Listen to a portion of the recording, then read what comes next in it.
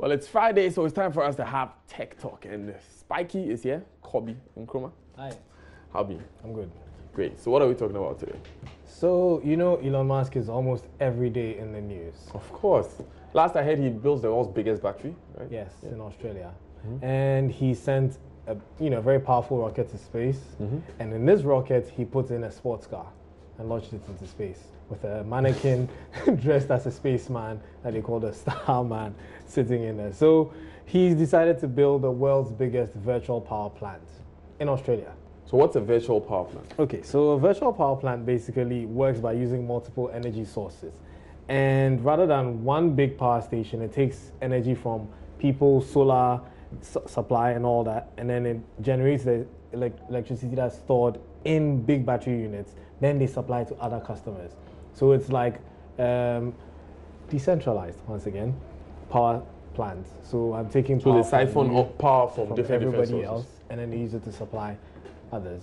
And so what's in it for you, the one who's supplying, is that you get power, you get tax cuts and all these. You don't pay as much as everybody else is paying. So considering that they have been able to build the biggest power plants, and now they're making it virtual. It means that they're going to give them some of their batteries, the Tesla batteries, which have been proved to be very efficient. Like the guy, I don't know what's running through that guy's mind.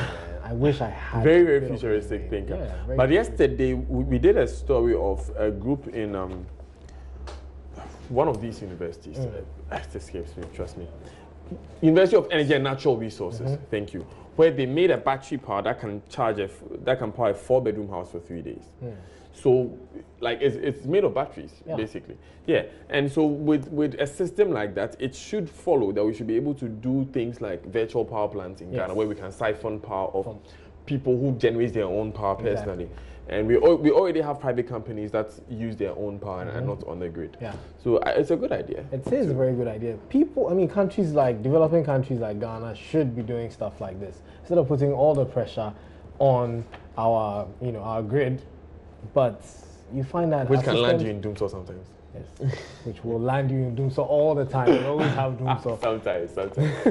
Kobe Nkrumah, thank you very much for bringing us Tech Talk today. Daniel Daze. Up next, Emmanuel Abwaji brings you business.